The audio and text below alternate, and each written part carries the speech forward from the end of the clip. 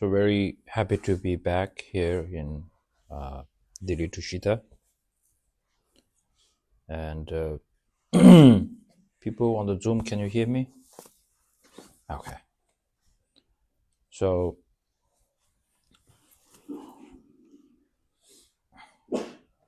I'm very happy to be back here.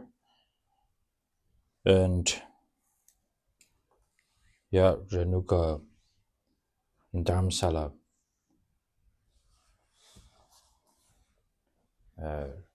requested me to come and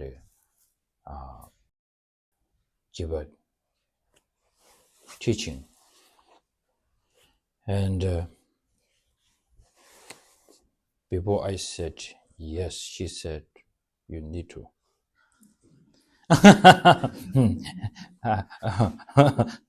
So that was a very strong request.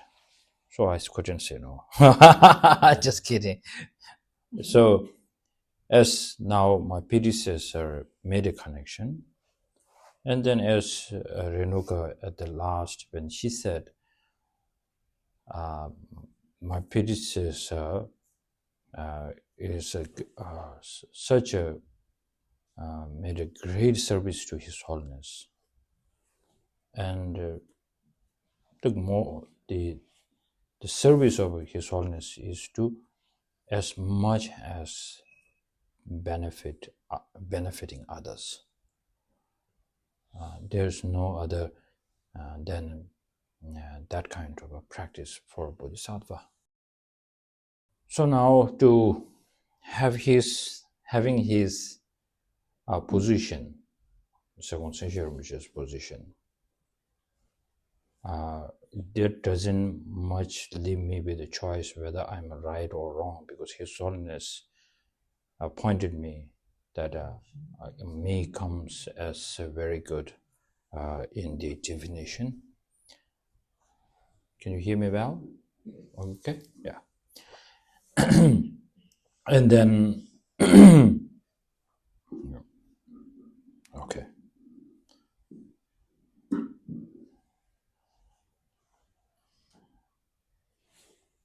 And then now,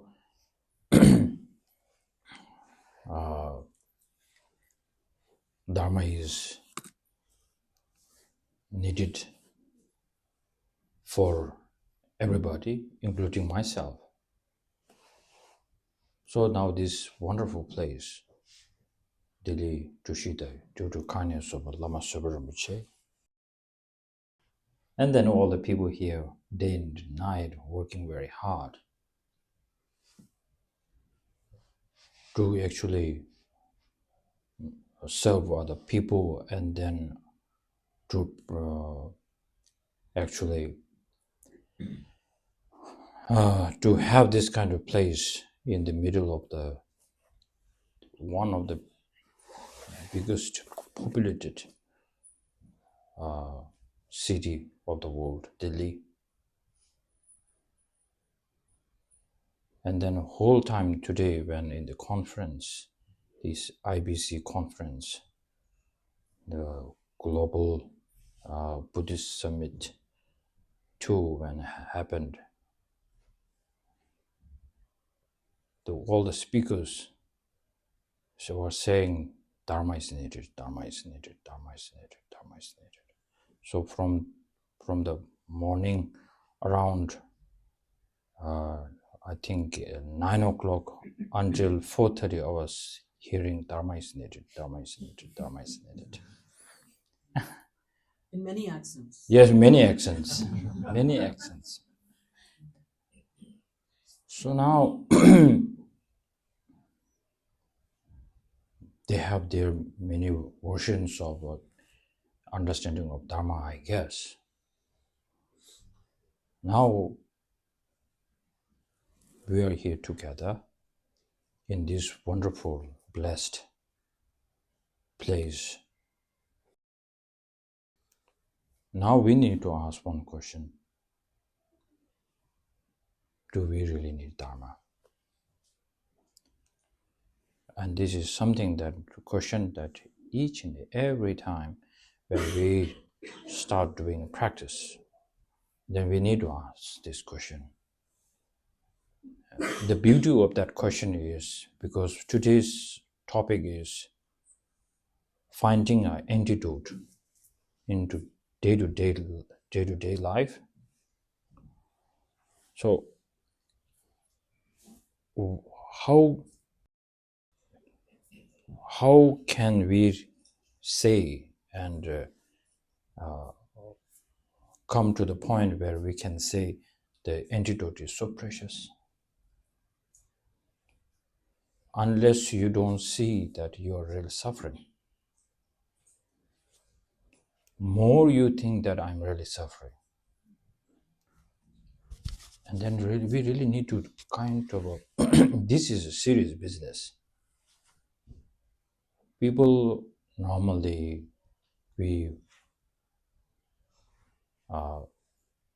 even that you are born in the Dharma family, they don't appreciate Dharma.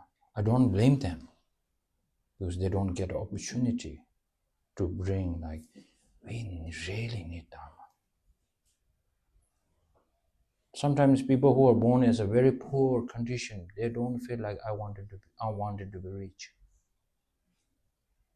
They feel like, yeah, they are rich, we are poor. We need to know where our standards are. They are trying to be comfortable in their life. And many of us, in the name of the Dharma, they have different versions of the Dharma, I guess. But now we shouldn't fool ourselves. And then if we are looking for the Dharma, that what Buddha Shakyamuni has given the antidote, then we need to go through on the path how the Buddha searched for the Dharma. The Buddha's way of searching Dharma is perfectly for us. And there are some other examples, people, how they find Dharma. I call these are some special case. But the Buddha Shakyamuni's finding Dharma is something very important. It gives such a huge message to the world, actually. How he found it is something. First,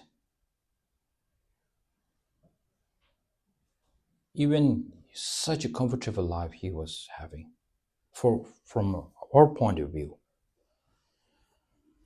But then, somehow, he was not appreciating that all the facilities that he has.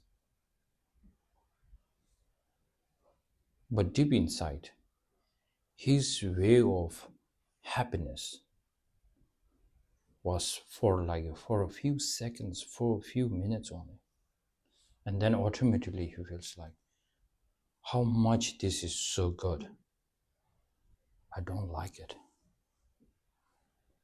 So this is the teaching, one kind of teaching that when we say, many people have a difficult understanding of what is this suffering of change. Or how do you say, change of suffering or suffering of change? Suffering of change, that's it, right? Change of suffering also is the same. Yeah, but English can be very, sometimes, like, people go like that. So, suffering of change. So, Buddha having all this luxurious life, but still his happiness was so limited on that. So he was not fooled. That's what I say. He wasn't fooled by this kind of happiness. Normally for this happiness, we got fooled, and then we say, why this has to happen to me? Because we run for this kind of happiness and we pay this kind of price. So the Buddha was very clever, at a very young age. And then he felt how much I become powerful. maybe become the one of the most praised king of the world, or whatever. But I will be not satisfied, because I know how much bigger responsibility, everything.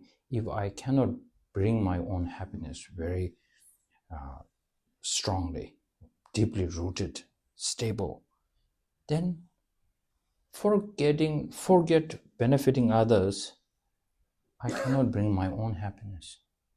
So he asked maybe question, this I'm making things up here, bit. If I cannot become a good person, how can I become a good father, good husband, good king? He put all this, and then he set to a journey to search for a peace. What was wonderful takeaway from this story? What still that time he's not Buddhist. Up to that was his homework. That was his challenge. That was he's thirsty, not for water, for something else. So now here, up to this part, if Buddha does not need Four Noble Truths teaching, in that part, Buddha does not need Tantra. He does not need this and that kind of this thing. Then, most important, to take away from this life story of Buddha, when you start searching for Dharma, if you don't have this kind of a way of searching Dharma, then the problem started. You might listen to His Holiness Dalai Lama 1,000 times, like a person like me. I have received so many teachings, my goodness. You guys can be so jealous. Like 10 times Kala Chakra. And I can say proudly, the first ever pedicle was taught by His Holiness to me. Okay. So still, I have a doubt that I met Dharma or not. So I always, before coming here, we had some discussion upstairs. Very nice discussions about Dharma with the cakes.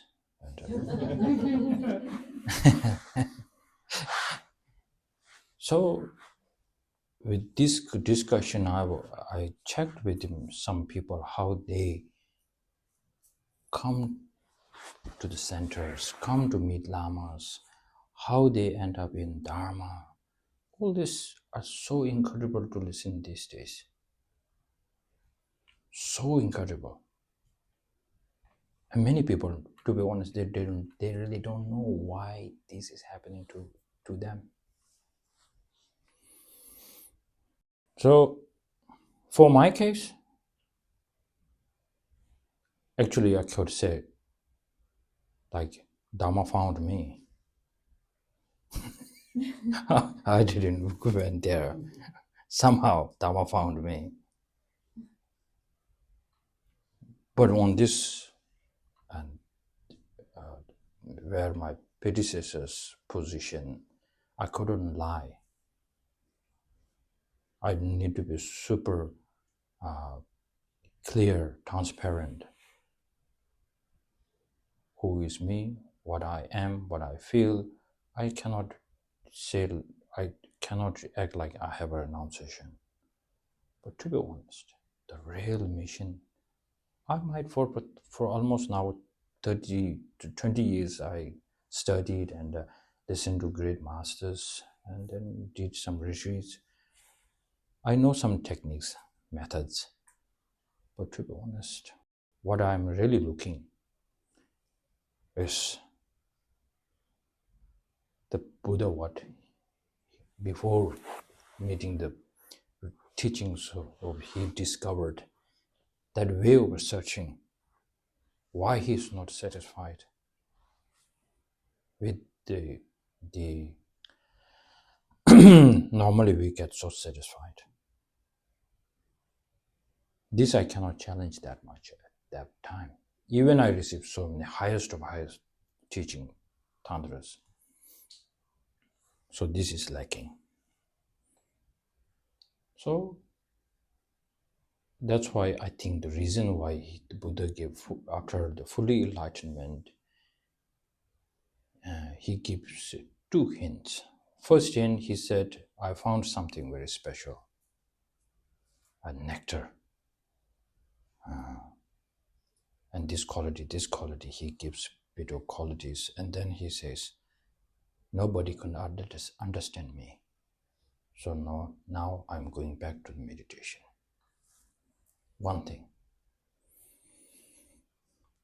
I call this is a teaser. Then the real teaching started, the Four Noble Truths in Saranath. In Saranath, when he gave the first teaching, the first of the Four Noble Truths, which is the truth of suffering. These 2 are the most important. Unless you don't become serious on these 2, then how much you say the latter 2 parts, the real Dharma, which is cessation and the path. How much you say you have faith, the great Adisha said it. I'm not saying this. The great Adisha says that's a total lie. So, what does that really mean? So it connects to, because as this today's topic, how to use antidote into day-to-day's life, right? So many people, like most here now, you guys are not really beginners. You have heard so much about Dharma already. So you know some techniques, the teachings of Buddha. But then whenever you hear liberation, is there like feeling of like, I really need it so badly? I don't think so. Because we don't have a good understanding of what liberation is actually. How much you are taught, but you are under deep inside. Buddha was never taught liberation. That's self-discovered. How? By the push of he's willing to get out of suffering. Far much you have a better to get out of suffering. That suffering has to be described same description of the Buddha's suffering.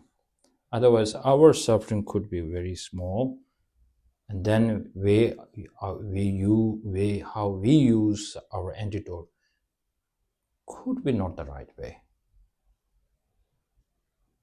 So that's why it is important. And then more you try to find this truth of suffering more and more strongly. And then the good thing is you don't need to become a Buddhist to ask this question.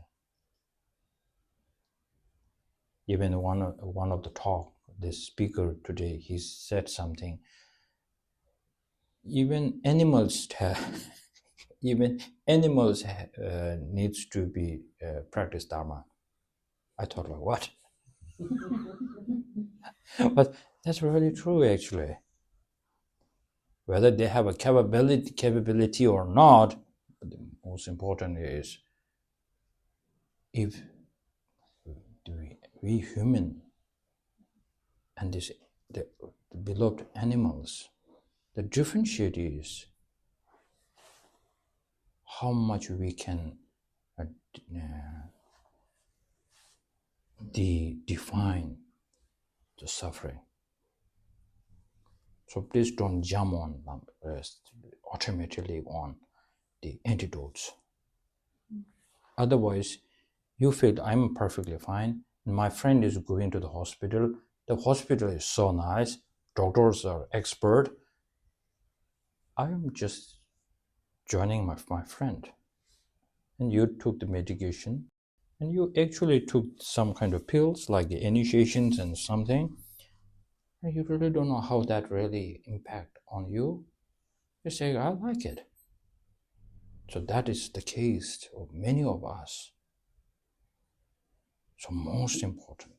I'm saying that's totally wrong thing to do, but it's not, somewhere it's not a good way to find the discovered Dharma.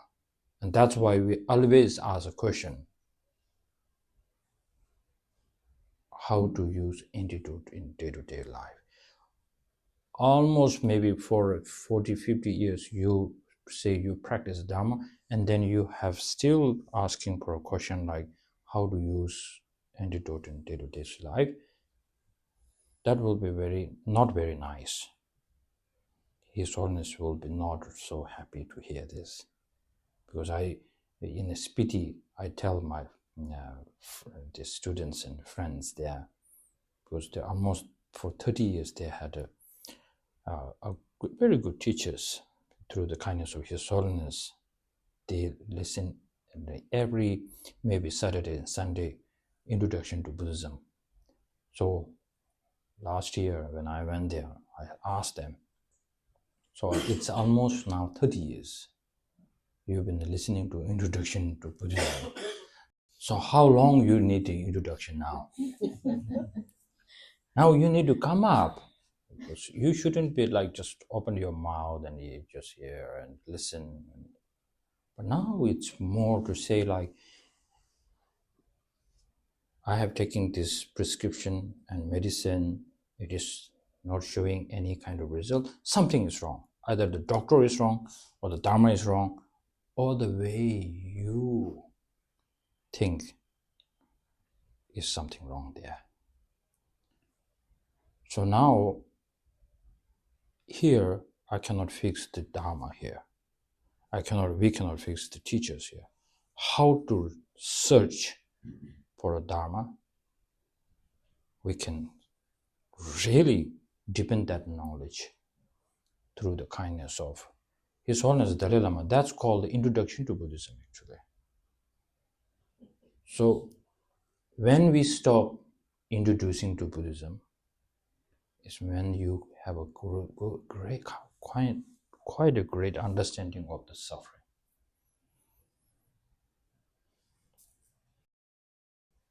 So now,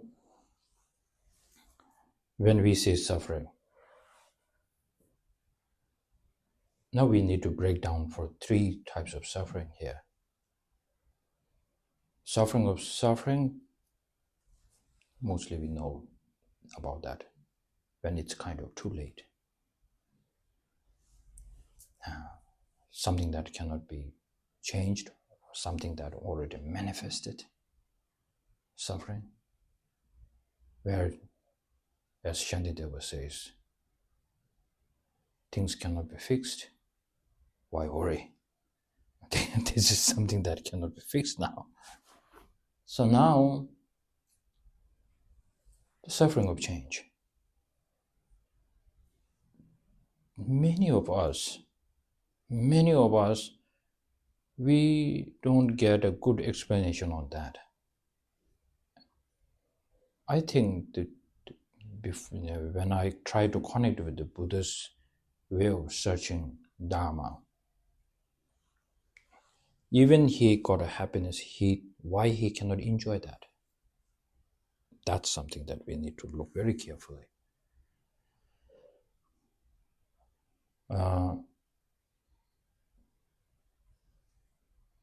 Because if you are diabetic, and then you have a sweet tooth, and then by your so much clinging through strong desire, even doctor and your children request you not to have the sweet. And somehow you open the fridge and then you put a gulab jamun. That delicious gulab jamun. And then imagine that you have this device on you, and then it starts beeping. And then you're now quite in a serious condition. At that time, your desire of gulab jamun is totally different. Even you might get one of the best gulab jamun, you will not appreciate it. And the most important,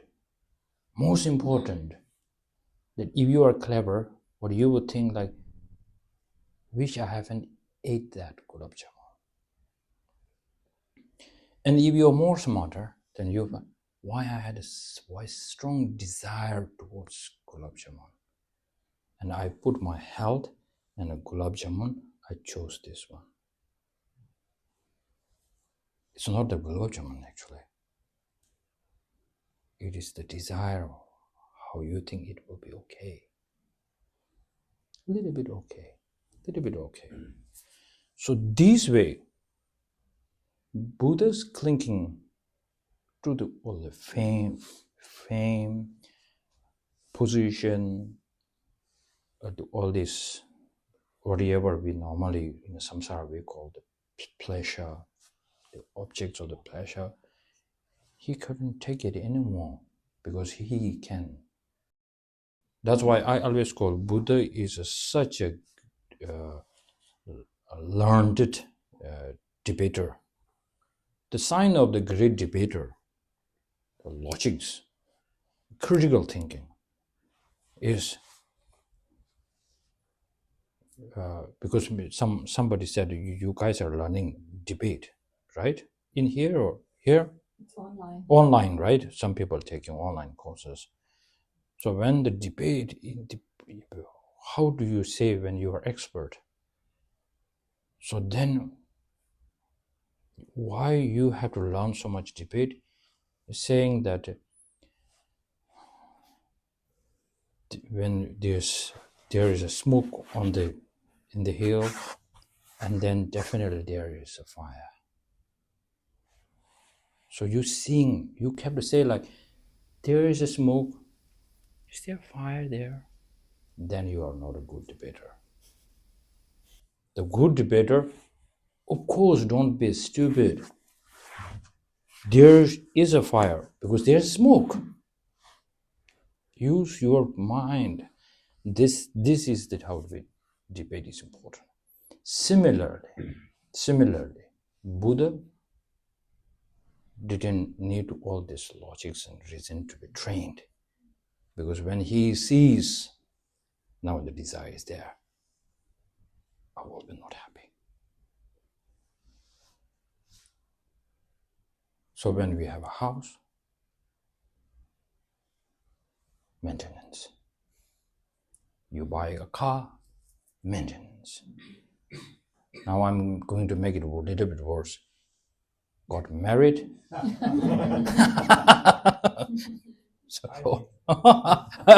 so yes, all this Buddha connects from the beginning, unless you don't become strong. So now look at this. All this true because he sees the suffering of change. That kind of a bliss, that kind of a desire, 100% going to throw me to that. But which we are so blind on that. But we are like, so we say pleasure, then long time after, maybe 1-2 years later, few months later, then you say, why this has to happen to me? Buddha, he knows that. He doesn't complain at that time. He will complain at the first time when he got I have strong desire. Definitely I will be in the pain. So, for that reason, now when person, this kind of teaching, not only Buddhism, many in the tradition where there's monks and nuns, the people who go into the caves, meditate, they have that understanding. That's very common. Now the Buddhism, the main antidote here, the kind Buddha, the why we take the Buddha Shakyamuni as the one of our main refuge here. Now this is where we are. We need to see, because he said,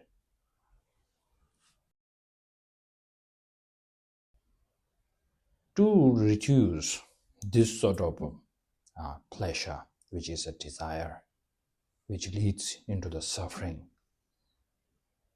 and staying away from the object of attachment, or just having a deep meditation, and not having a desire, the mind that we have, but then having the shamatha, strong shamatha, or this, all the, I don't know in English what they say, something wishy. Simon, can you unmute? Hi there. Something wishy. Something wishy would be the actual concentration, the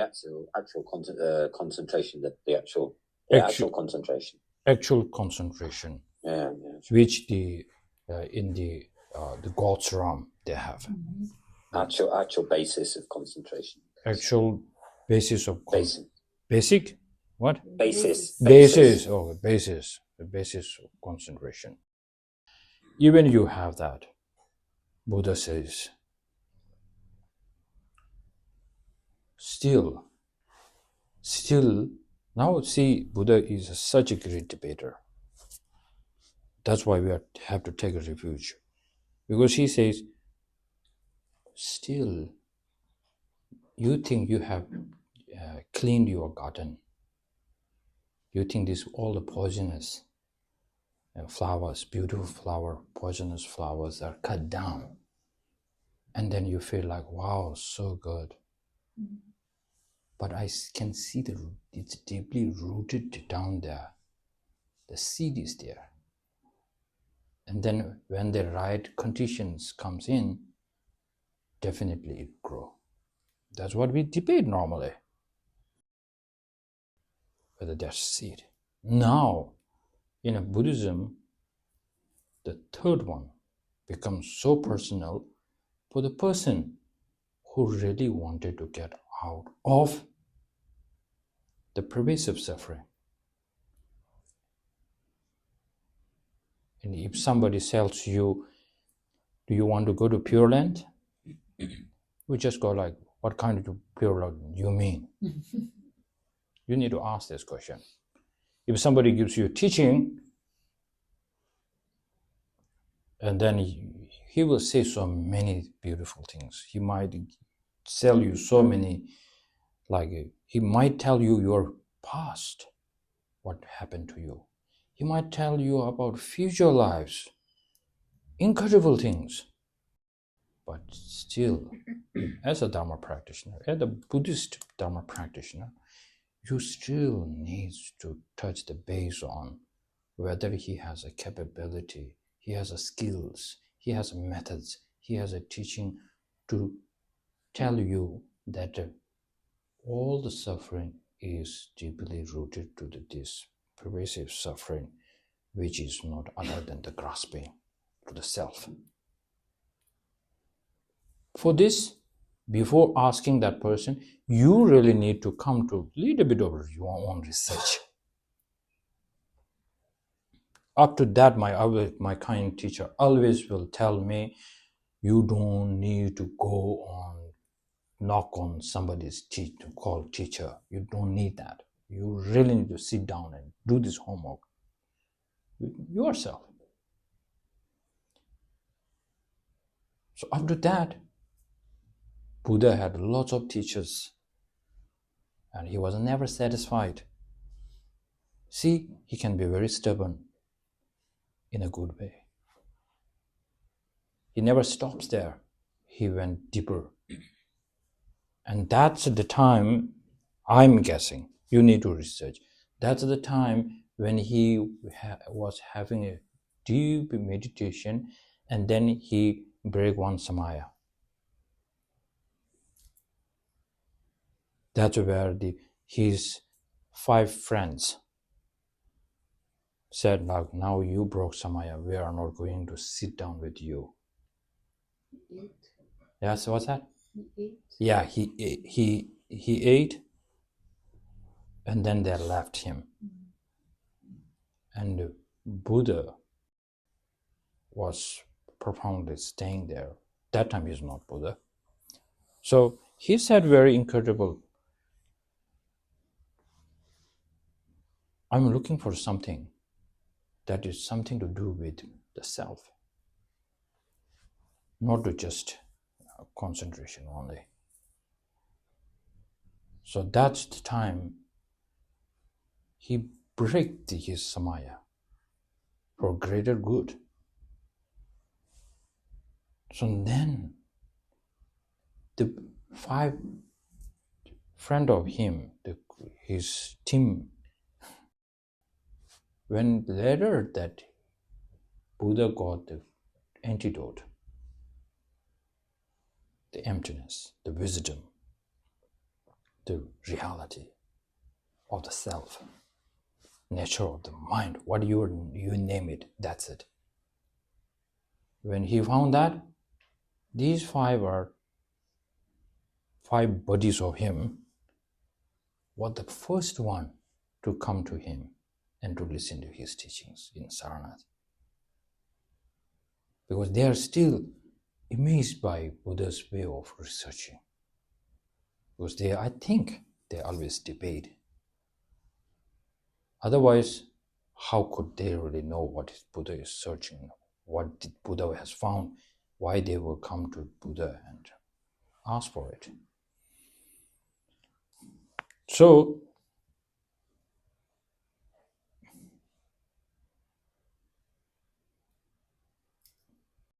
today, I'm not here in a mood to give you the antidote, because I don't have one. I'm here to move in a mood how to search for the antidote. That becomes much more relevant for us. Because my teacher would say, we shouldn't waste our time, energy, and then most sadful thing is, for many years you study, and then you say, like, at the end of your life, you say, I have practiced a lot, and then with the tears you die with the fear. That is something that we really don't want, that kind of thing happening with us. So the great masters has always given us hint in their texts, like Lojong, for an example. The great Chakava, in the 7 points of mind training, at the end of his Lojong, he says, now I have listened to this teaching and practicing this, even I die today, no regrets. Because he didn't say, I found it. He said something, he kind of said he found it, but this is something he came like, the wisdom is the only method to bring down this self-grasping. So it's more like, after now I'm looking for a hope. Now I have seen the hope. Now he's relieved. But we some of us, we cannot say we, some of us, such a for a long time, listen to teachings, study for such a long period of time, and then you don't know how to apply that into day-to-day life. Because I give you a hint, because most of us been listen to so many incredible teachings from many kind masters we have. So when you have a problem, you see a problem in the news, you see how the world goes crazy. How much of us will come back to the mind where, of course, my kind teacher says this is going to happen. This is the way of the reality. Because we are born like this, we are influenced by the negative emotions, we are influenced by the ignorance mind, mistaken mind. Oh my goodness. I feel very sad for them. And then you boost up yourself. Now there's no time to rest. Now I cannot fix their problem, but first I need to fix my problem here. And then I can help them as much as I can. Tirelessly. With a vision. With the right path. And then your motivation to get a bodhicitta becomes quite important here.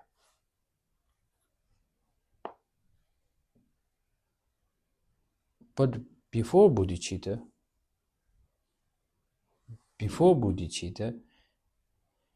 it looks like, I'm giving you a kind of hints, renunciation becomes quite important. Because it is your own story there. Personal stories. Why this is happening to me. And then you see this is happening to you for this and that reason.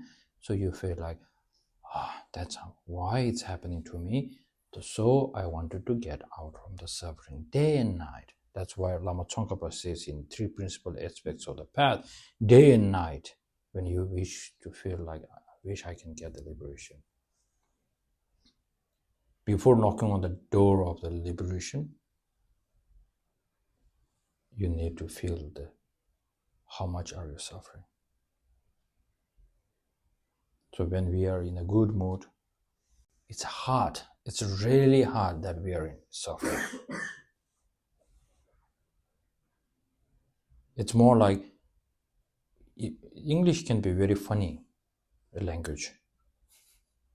If I ask you, because we are quite good friends here, and I hope, because I'm going to ask you a very funny question. So in English we ask, are you dying? It sounds like we are in hospital.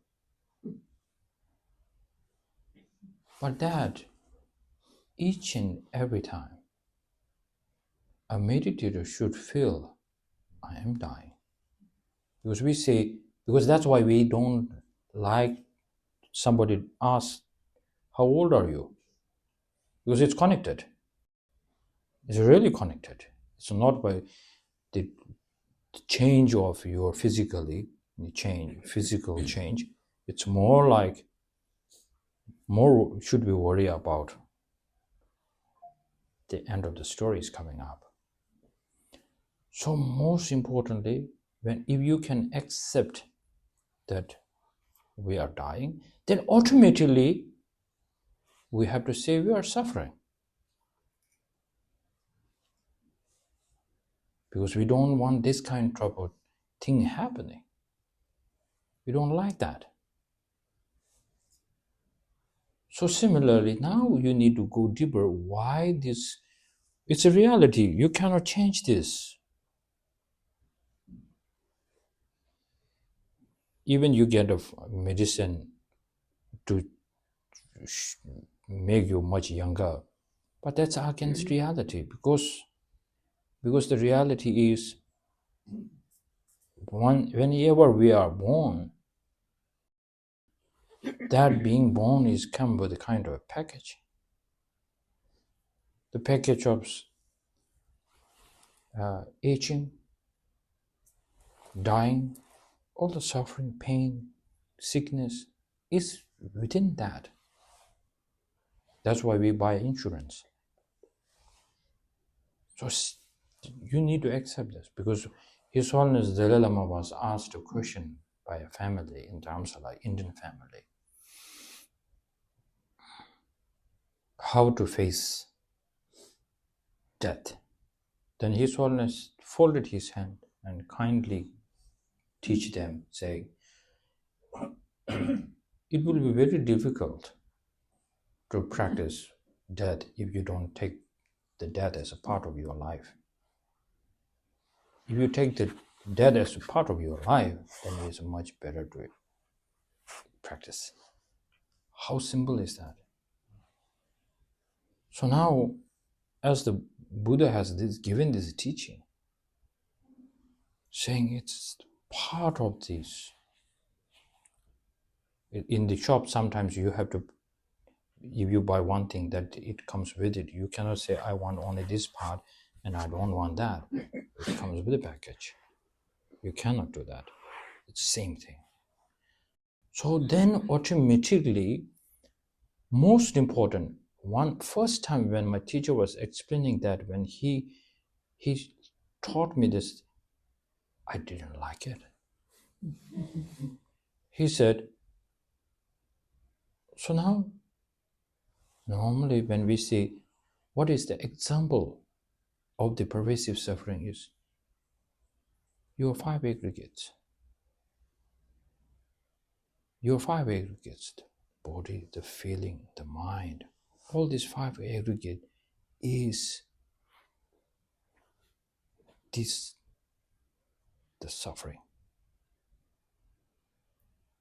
And then that's why Buddha said, when Nagarjuna, when he gave a letter to one of his dear friend king, letter to a friend, in there, to this king, he said, now you are such a,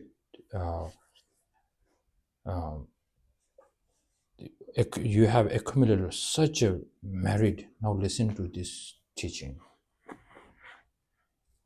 Now, if you wanted to practice very well, and use all your practices to not to take a rebirth anymore. That was his teaching to a king. So before I thought like that was some kind of way of saying, but saying not taking any rebirth. So it took such a long time for me to understand. I was thinking, my physical body, strong, healthy, and everything is quite okay. Now, the problem is something if I can have a strong mind to deal with it. So many people, when they hear this topic, how to use the antidote into day-to-day life, the day-to-day life is perfect day-to-day life. And the using antidote is something like a kind of a stick, and a mad dog comes attacking you. You want to use this stick and soothe them away. Similarly, we have this way of thinking that what is the antidote if something bad and negative things comes, how to destroy that. So first time when I heard this kind of teaching, for a few days, it takes so much of my energy that I didn't want to go to listen to the teaching part 2. And then when I shared this to my teacher, saying, yesterday's teaching was very good, which I felt whole day disturbed. My teacher said, That's really good. That's really good. This is something that this is the one thing we need to be discussed. Not discussed. Disgust? What's that? Disgust? What's that? Yeah, they're slightly different. How to say? You have to think about it. Not think about it. It's disgust. What's that? Discerned? What? Disgust. Disgusting. Disgusting, yeah. Disgust. Disgust. Okay. Disgust. Did you get it? Yeah. Okay. We never get disgust on here. That time I got briefly disgust by like, oh, I need to sacrifice quite strongly. So then I felt like, wow, okay.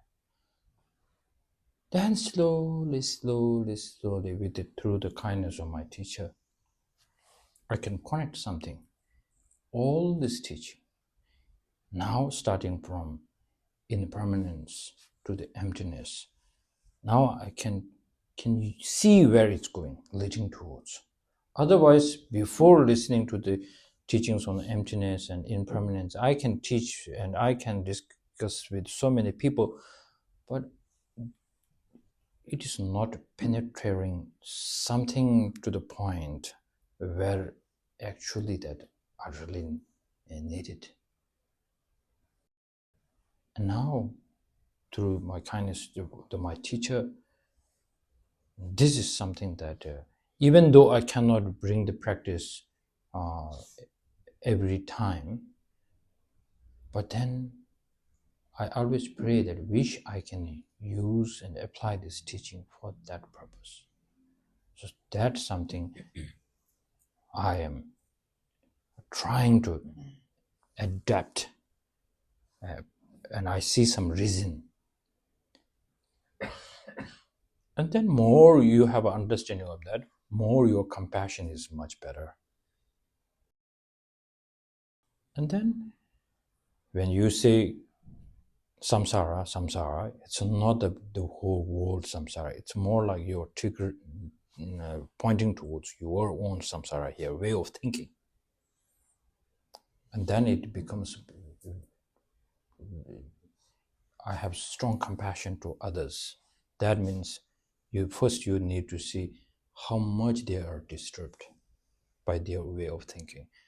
That's something that unless you don't have the taste by your own, then how much you say I have compassion, you are just merely saying that because you have seen the manifest of the suffering, which is the suffering of suffering. That even the animals do have kind of compassion towards each other, sometimes far much better than some of us. But then the suffering of change and the pervasive suffering, if you have that kind of understanding of this suffering, and then you can see, before having the antidotes for these two, your compassion to understand like, wow, they have this kind of suffering. Then once you find the antidote, in which you will always feel like that really is working, even you don't have a realization, if you don't have a directly realization, but you have a little bit understanding, not the best one, but even you have a quite understanding on that, you will appreciate it. So then you will feel like, wish I can give this kind of understanding to them. So then it becomes the Chantakiti's way of describing the three types of the compassions. Very important. And then in order to generate that compassion much stronger, we Indians are so rich. So then the great Adisha, because recently I did a little research on Adishas, work, or his deeds. So then the great Atisha, when he went to Tibet, and then he heard the news of passing of Lama Silingpa, he felt lost somewhere. And then in his teachings we can see Adisha is the Lama Silingpa no more. And then later after that he said,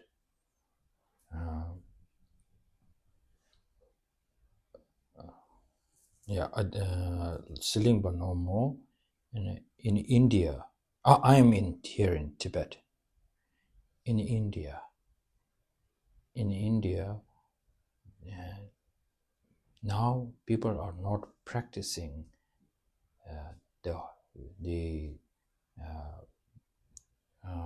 how you put it, Abhisamaya Alankara's way of generating compassion, the great compassion.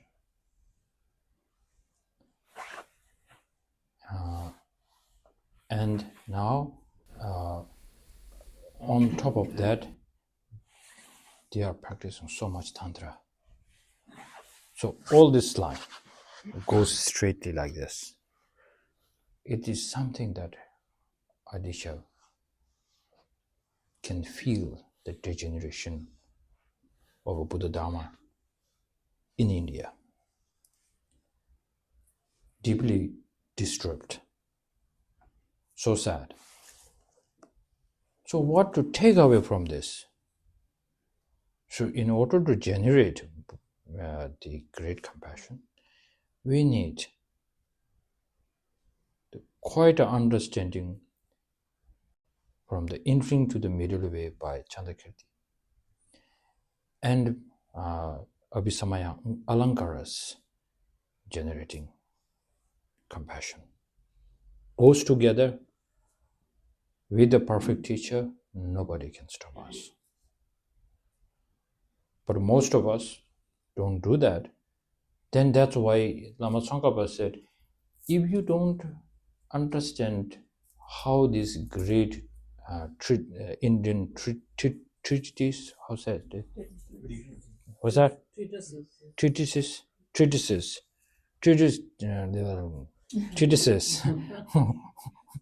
that how it's important, then you will not know why Adisha has to go to Indonesia.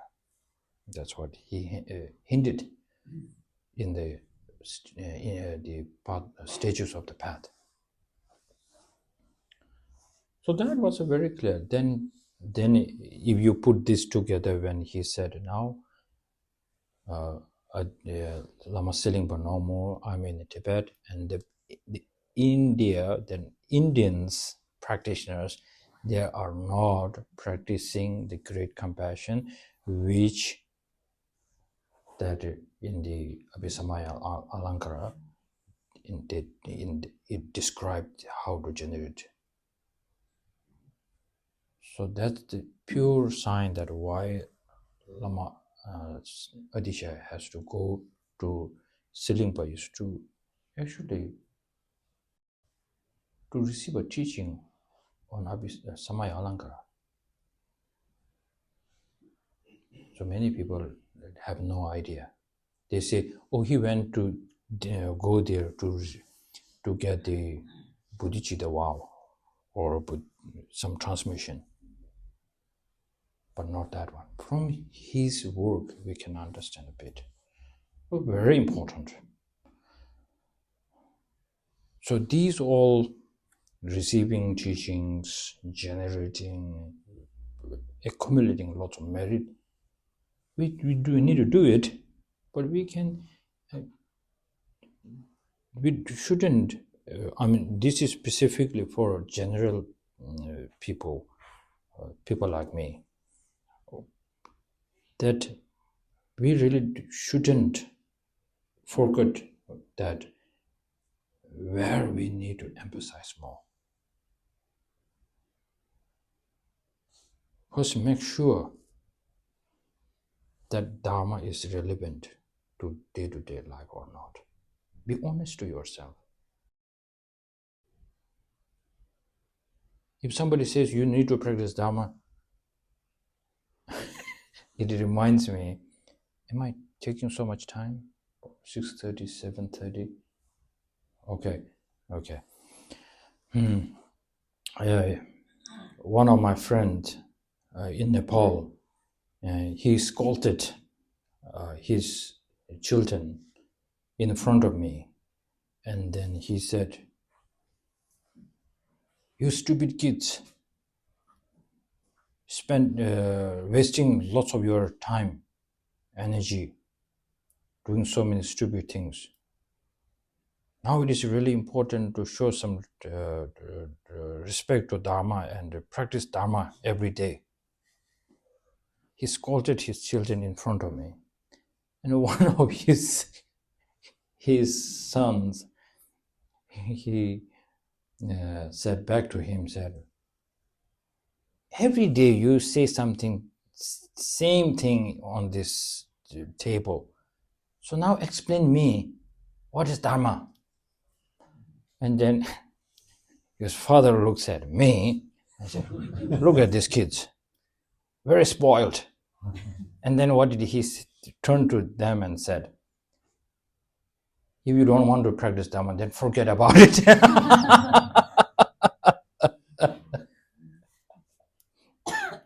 So that's the something to take away is many of us will rush to get Dharma. And what makes Dharma so important? The first two teachings of the Buddha, which is dukkha. More deepen your knowledge on the dukkha. And all these three noble truths will be sorted out. Why we are not doing good business on Dharma? Because we cannot advertise the dukkha so well. That's what I'm thinking. Next time. Because many people, like late Lama Tsenshap Rinpoche in Lahore, when we did a retreat together, Rinpoche, and we discussed, he said in Lahore now there are so many Hindus and Buddhists, all mixture. Then Rinpoche and we discussed, why shouldn't we open our kind of open house? People with all the kind of tension in mind. There would be the Rinpoches and Lamas and Gishis and lay clothes, and everybody can sit, and there's no picture of Buddha, nothing, but sit down and ready to talk with you. We discuss something like that. So because whenever somebody is, each and every time they are suffering, they go back to someone who will always poison their mind. And they are becoming much weaker than before. And then this is never-ending story. They will feel relieved for a few seconds, but how much the anger and disturbed mind will be there because of listening to so much of the information was added there. So we need to be super careful when somebody is going through so much problem. And yourself also, we need to connect to the very real the suffering has started. So I have taken so much of time now. So feeling a little bit tired. And now because today, this time I haven't spoken much on Antidote, so I don't think there won't be so many questions. Because more I spoke about to research how to connect to the antidote. That's quite urgent, quite necessary. So please put more emphasis on that, at least for a few days for me, because I'm on that path. Because I have all the antidotes. Some are getting expired soon. so please be careful. And then we use this beautiful center, and there are so many great teachers and such a great practitioners. Not just people like with name as a Rinpoche or Geshe or anybody, but in this center maybe some of people like such a long practitioners. Sometimes sometimes we don't need this Dharma throne and cushions, but sit together and then talk. This formality is needed when you are receiving the antidote. Today, for my case, this need not needed actually. Just sit somewhere, then you look at me and then ask some kind of, share some kind of your own pain, suffering, how you deal with it. Are you really happy with it, dealing with this? So to discuss more about that, this is far much more better for some cases like people like me. But then once you feel like day and night, you really wanted to get out of this specific suffering, and then you are only left with some antidotes. And then you can also check on the other antidotes where the other great masters, non-Buddhist antidotes, you can use that too. You're most welcome to do that. But then you need to check where this Buddha's teaching specifically, it becomes so personal to you. So this is how we need to use this, and then we need to act quite soon, because when His Holiness the Dalai Lama,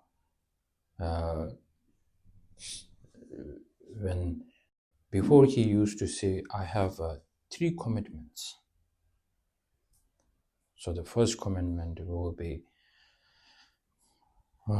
as human being, I am a human being, I need to put my all effort to bring peace in this world. That's my commitment, first commitment, right? Second commitment, as a Dharma practitioner, I need to bring harmony between the religion. Second one. Third one is, I'm born as a Tibetan. I need to look for the freedom of speech and the freedom of all this. The Tibetans really needed.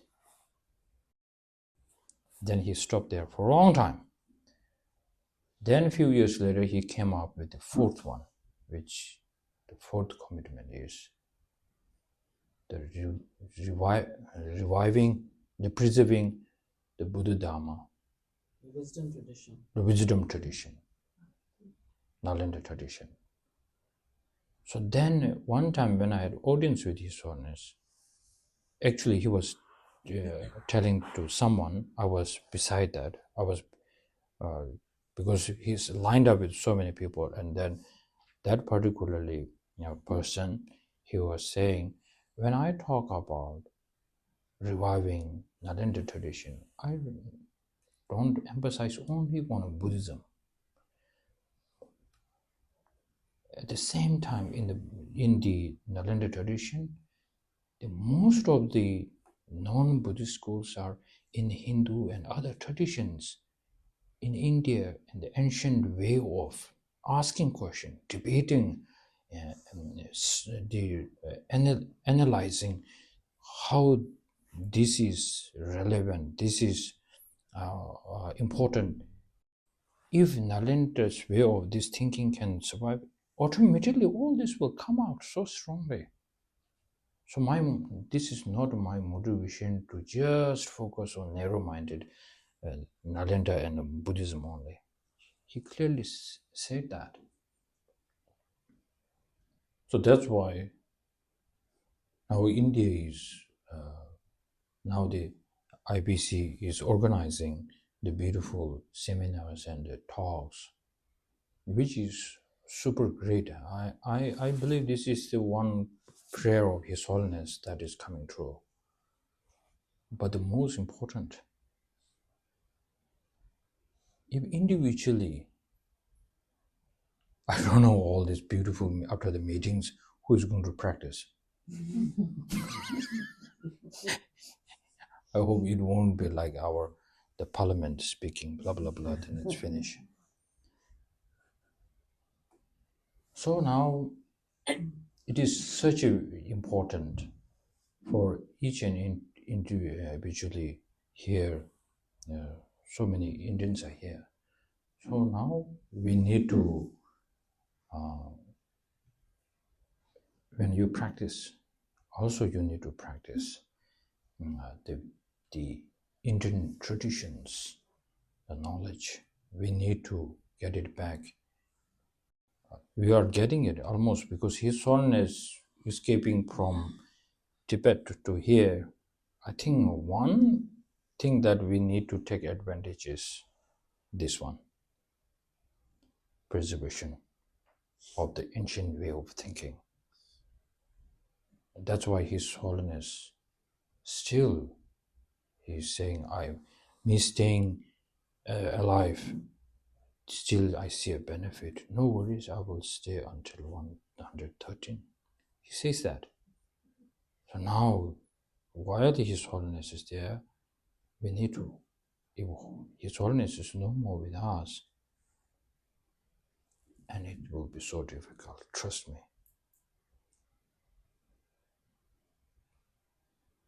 Because you look at it, if the government change, all the work will be different, right? We say that. And now we are at the time of His Holiness Dalai Lama's influence. Once that influence starts shaking, or then no more, how much we emphasize, how much we put effort, it was so difficult. So we need to do it. So we need to start it, applying antidotes to ourselves, and then we can take this to the next level. Okay, so thank you very much, and I apologize that I couldn't give you the antidote, but I try to show you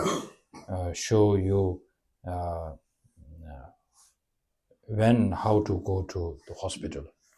So, so thank you very much, Tushita, Renuka. Any questions? Okay. Oh, yeah, yes. Sorry, Kamiji, I tried to ask in Bodh Gaya, there wasn't time. Ah. So in Bodh Gaya, something that struck me is you had mentioned valid cognition text, pramana, a lot in the context of trying to understand third noble truth, and how enlightenment is possible, how cessation is possible. And you had really stressed that text several times. Yes. In this similar context, how to get real about Dharma and understand the need. So today you didn't mention, and I'm wondering, because of time, or does Rinpoche want to say something about that? Because you've made me interested to study that text, which I've never studied. Yeah, it's a so I just kind of giving a hint actually. So then, without the help of the pramana, I think it's very difficult to bring this, to be honest, to bring the disgust. Disgust. That sounds serious. It needs to be serious. Disgust. Feeling. Disgusting. So, to get that kind of feeling, just small, like tiny normally when you are annoyed, this is not helpful. In order to deepen this understanding of the understanding of that, without the help of a pramana,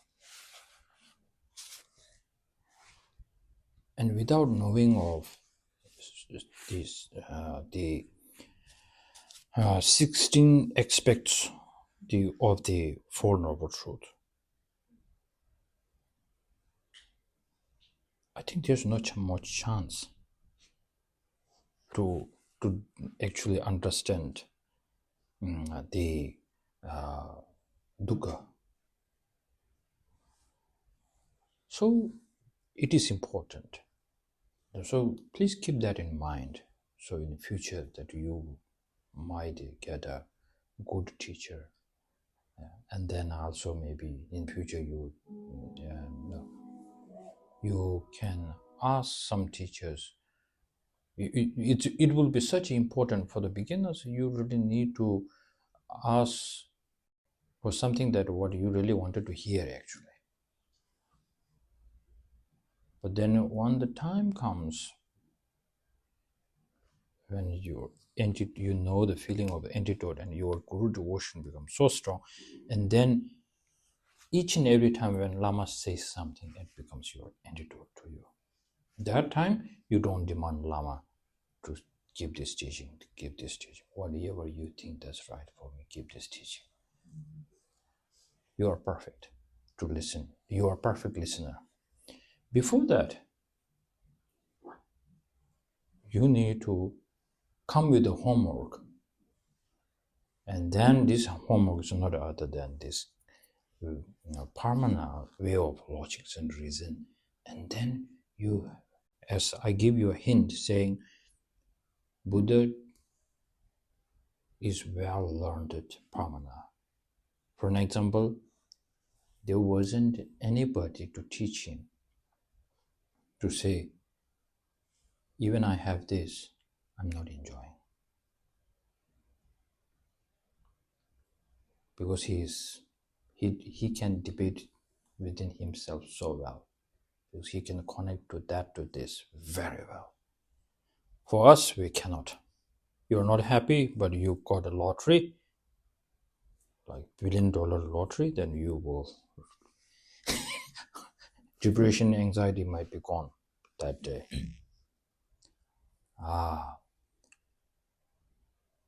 But the most important here, when the Kyabje asked about the cessation, who will ask for the cessation? We normally ask for cessation. It's incredible we don't see that coming. We normally say what? Enough is enough. I don't want to hear this anymore. I don't want to see you anymore. All this has sign kind of cessation. I want to cease this forever. Similarly, you wanted to cease that forever. With some kind of logic and reason, you don't see this method to do that, then this, how much you say it, you need to go back to that again and again. So then there are syllogisms and everything, that why there is the cause of suffering, and then why there is the cessation. In order to understand their cessation, unless you don't see the pervasive suffering, if you cannot accept that, then you will find so many different types of cessation, which is not the real cessation. And then you will look for a cessation for if you have a headache, you will take some kind of drug, and then you feel like now it's no more. But doesn't mean the headache is still there. Due to this medicine, this numbness, you feel like it's gone. That's what Buddha is trying to tell us. That is not a cessation, because it is going to come back. It takes time. So we are enjoying for maybe for a few years you enjoy that. Or this life you enjoy it. Next life you might enjoy it. Then what's this validity, or the power is gone? Then that's it. You need to go back to the same routine. So this you need to now, because it's searching on an antidote, and then now you need to have a help of guru, teacher, because it's incredible. Because sometimes you need to do the research by your own. I did it. It kind of, I have a certainty. I'm giving you the truth. Kind of, not 100%, but kind of, because you understand by your own reading and with the help of AI. You got a beautiful answer. Okay, beautiful answer. But then, when you have a different kind of explanation, and the guru is giving you this teaching, you hear totally different. Not a different way of explanation, different way of understanding is there. So the great master, I think Potava, he will listen to so many lochongs. If somebody is saying, inform him, there's one guy, somebody named this, and he's giving a lochong teaching, he will say, I need to go. He never asks, what is the qualification of this? Who is that? Never ask any question. If somebody is giving teaching of Lojong, he will just go there, listen.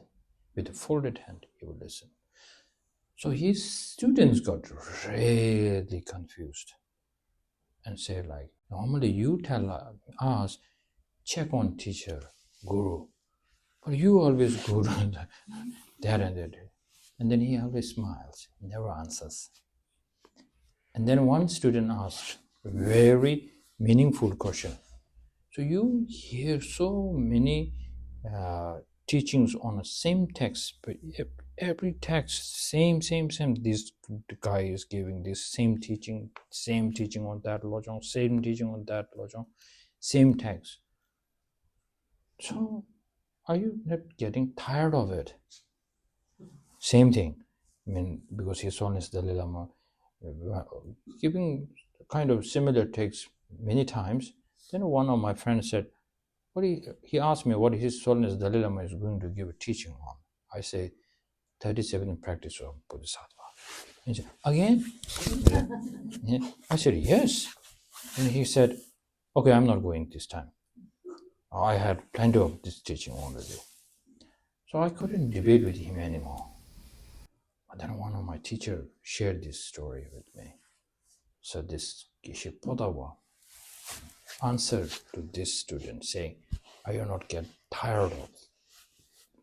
Then he folded his hands and said, I'm going to all the teaching, whoever is giving teaching on Lojong. Because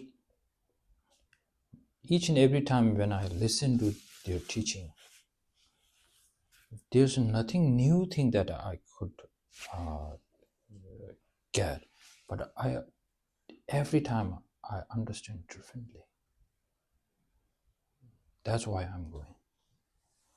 So this, I think AI cannot help you. This is something that your friends cannot help you.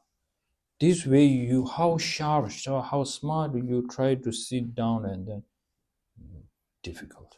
No way. But with the Guru devotion, it makes something else. That special flavor. Sometimes we can say grandma's secret recipe. Okay. Okay. Just one more question. Okay. Sure. Rinpoche, in one of the Indian traditions, it is said that if you accept suffering consciously, it disappears. What do you mean accepting? It melts. This, if you are willing to suffer in a conscious manner, then it evaporates. Yeah, it could be because, but whether you could say it disappeared or not, because it's the strength of our mind. Because how much you went through so much fear, anxiety, slowly, its reality, it goes away. But the sign, because it's not completely gone, because next time similar things comes out, we become much worse on that situation. I'm always using this. It changes the form, but the essence is same. It changes the form. So today you have a problem. It's like a relationship. You have a problem with this in this relationship, and the next comes, and then slowly you have another pain, because you think, oh, you have lots of problem on that, then the next one comes. It is a huge problem again, and then again. But if you look at the essence of this, the similarity of the suffering, it's same. So same problem in a different form. Then it's very tiring. Then this is where we say how much you will going into cycle again and again and again. So now we say the 12, what's that, 12 links? Right? So we say the cyclic of the samsara. So this is something. So it's not kind of vanishing like that. It is just like you kind of like a forgetting. It's the power of our mind. Very good. Otherwise we will go crazy. It's like it's completely going, fading away. But then it's never-ending story again. It comes in a different kind of form. Yeah, so, yeah. Oh, yeah. Okay. No, I don't have a question, but I have a request. Sure, yeah. Could you please come again and give us a teaching on Lojong? Oh. The question is, Venerable asked me to come back and give a teaching on Lojong.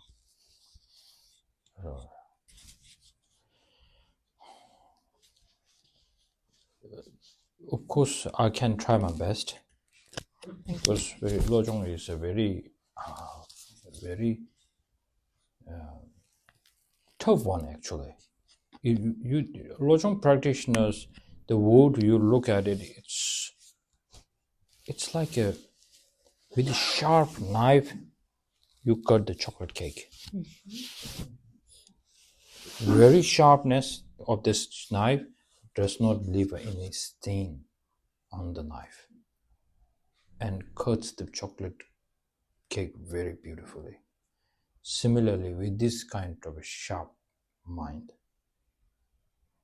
this is how the Lojong, the teachers, they say the words very strongly. Sometimes the words are so strongly, sometimes it's not coming to us, because we are using their words but we are not so much with their way of understanding, then there's a problem. So for some of you in the future, whether receiving a lojong from me or not, it doesn't matter.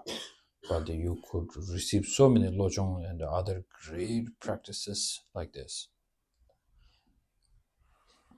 So first, don't forget, before asking for antidote, please use this preliminary practice. This is my way of describing preliminary practice, which saying that to look for this antidote, that strongly you look for am I really suffering or not? If you cannot answer that question, then the big problem. And especially lojong is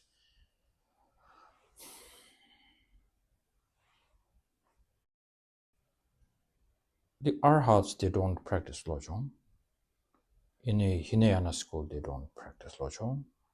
Lojong is something based on it. I give you a hint that Abhisamaya Alankara's way of practice, and deep inside, when future Buddha Maitreya in the Abhisamaya Alankara, he talks about the 7 causes and effect. That's right, 7. In there, the most difficult part to realize, to bring into realization, is the third one, which is repaying the kindness. That's the problem here. Oh, so that's the reason where all the great masters, lojong, become so deeply rooted there.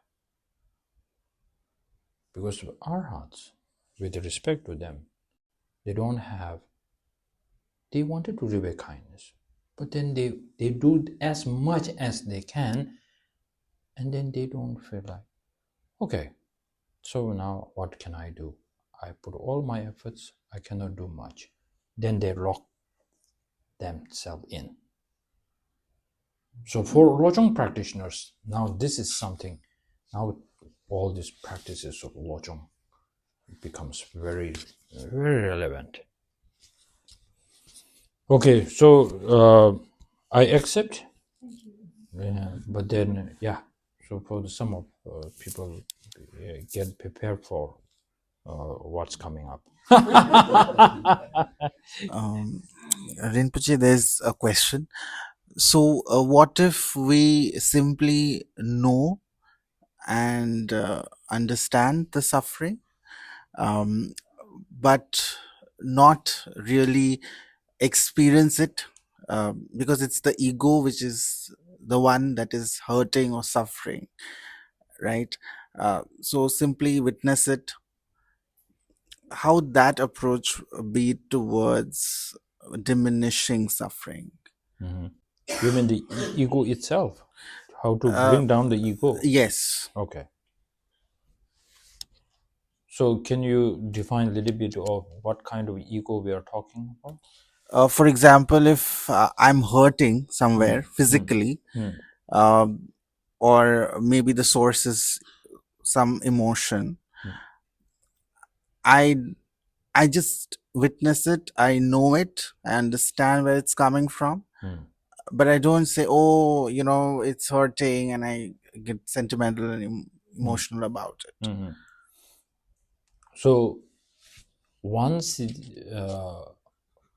you start complaining about suffering, it's a human nature that we never kind of complain from how you grasp to the suffering.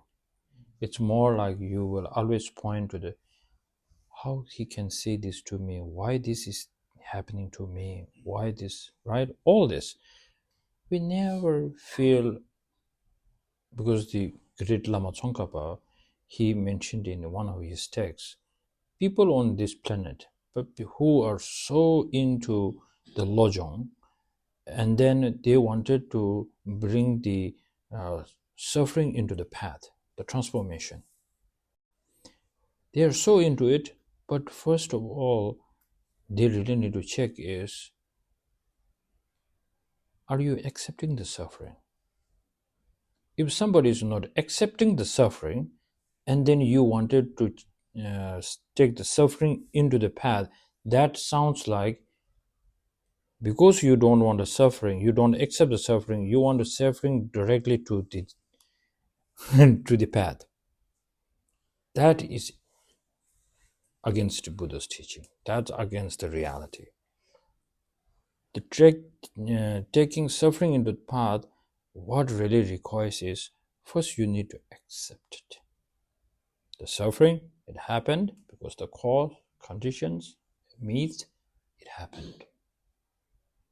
That's law. That's law of causality. Accept it. Accept it. Then once you wanted to change this, this is enough. Now I wanted to, don't want any this karma ripen and all this, then purification. So many things, whatever you do, for a few times, you can put it down, but longer run, it is like a kind of like a dog's poop that you covered by a beautiful carpet, and then after maybe few hours later, the smell will come out. So that's this how we need to accept. This is not, this kind of practice of eliminating is not good enough. So that's why transformation, whenever you think this taking suffering, transformation of this taking suffering in the path, first thing is we need to have a very decisive faith in the law of causality. So now, once you cling to the suffering, that's the problem here. When you feel deeply hurted, actually you are clinging towards very strongly at that time. It locks down like, I'm not happy. That's the reason. That's the reason. So at that time, you look at this kind of me not happy, so clinging to this your pain, and more. It's not like you are focusing on the pain. Actually, you are focusing on your own I so strongly. That's the problem. So once you can loosen that through the practice, then if you stay on that reality, that things, how I hold to this truly existence of self does not exist. That's a relief. But you need to know precisely. That's a relief. If you can stay on this, on a meditation forever, that's Buddha. But you have to awake from that. Even you are Arhat, Arya, still you are sentient beings. So, yeah, still it's very going to the antidote side. Yes. If there's time, someone up for a long time had their hand up on Zoom. Who's that? Nili. Nili? Dick, Neil, yeah. Oh yeah, here we go. Please. Yeah. Can I ask? Is it okay? Sure, go ahead. Thank you. Well, if we talk about the daily, the daily life, may I ask you, please, maybe to be more clear, what would you suggest to the people of Iran that are really fighting now for their freedom? I mean, what to take from what you've been saying now or always? Should they protest or should they? it's a bit sounds cynical, but should they sit at home and say, well, let's now contemplate, on the, of course, of the inspiring insights that, that the Buddhist philosophy has to tell me, and I'm sure it's good for the long run. But what should they do now? So thank you very much. So, not about only the Iran. Tibet issue is something like that too. So we shouldn't mix up your individual practice and then for the greater good of others.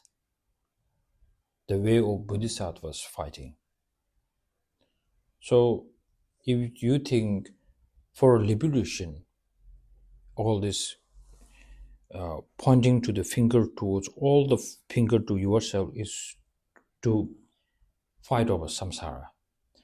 But for the nation, for your country, for your family, this still you need to act in a how much you feel this justice, this is so right, then you need to fight for it.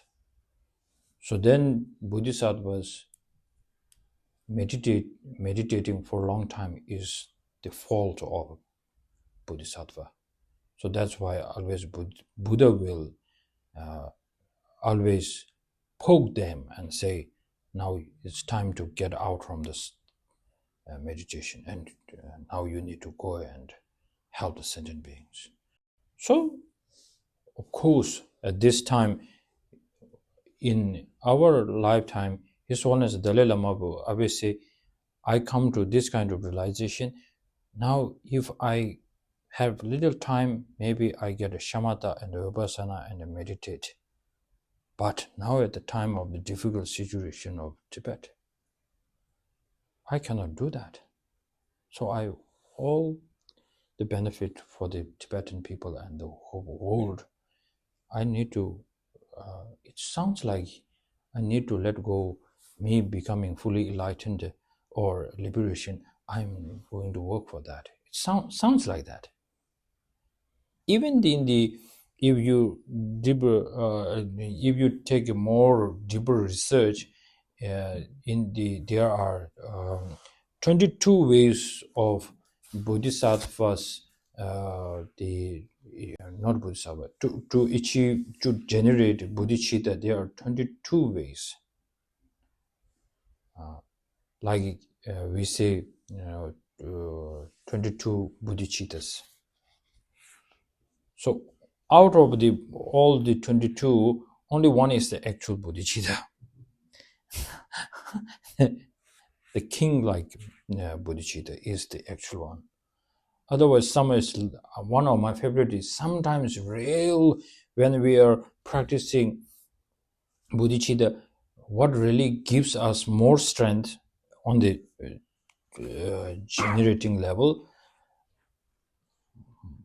for me, very helpful is shepherd-like bodhicitta.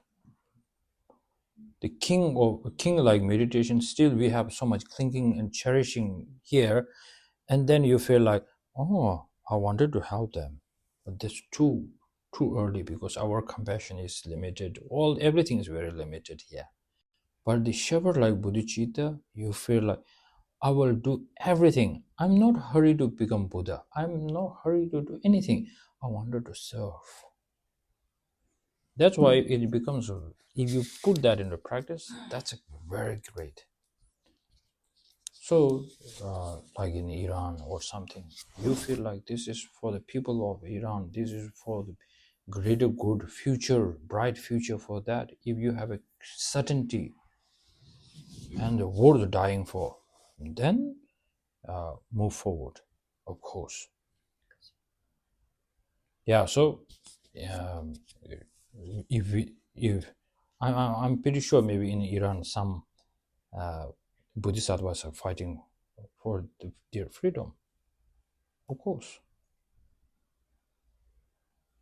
Yeah, so we are all fighters.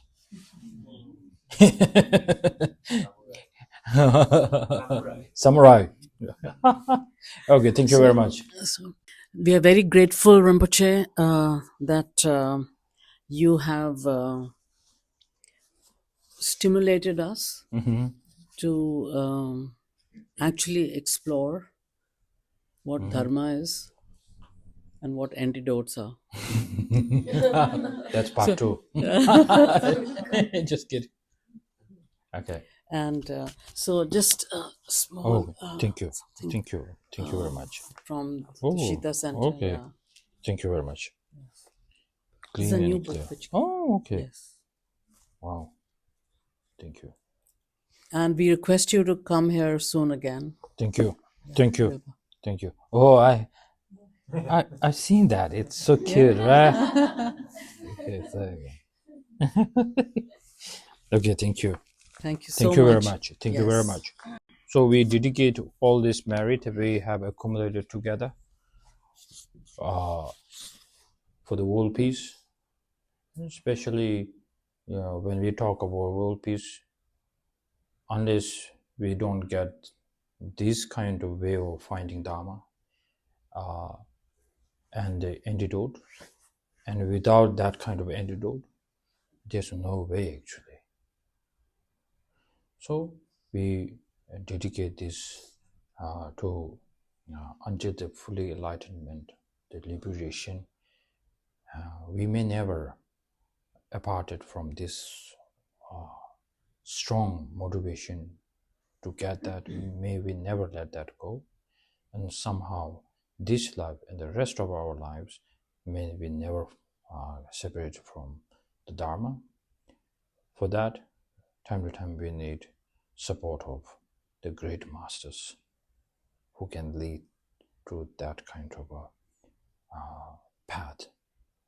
So in this life we have huge guidance of His Holiness the Dalai Lama, and for this center many of us students of Lama Tsenshab Rinpoche,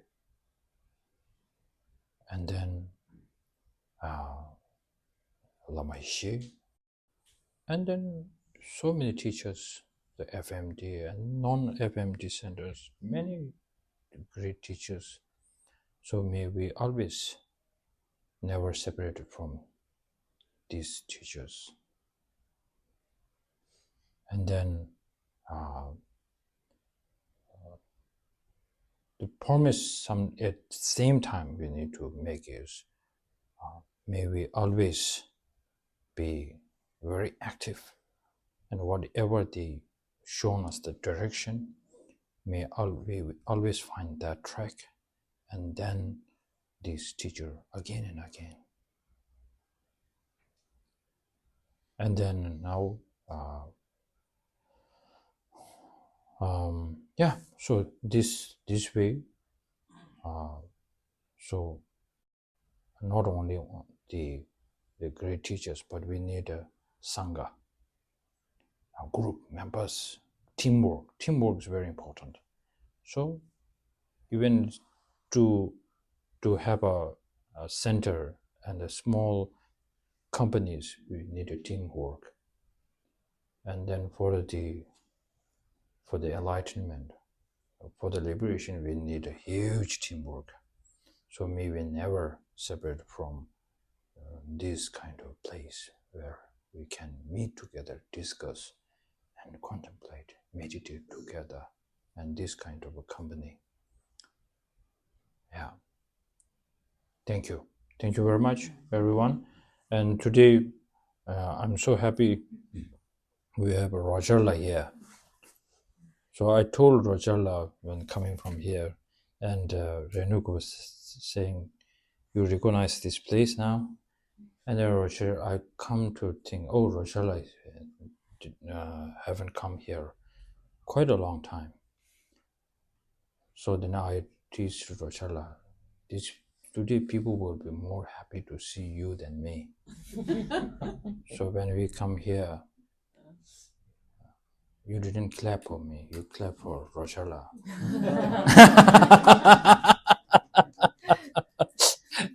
So Rogerla,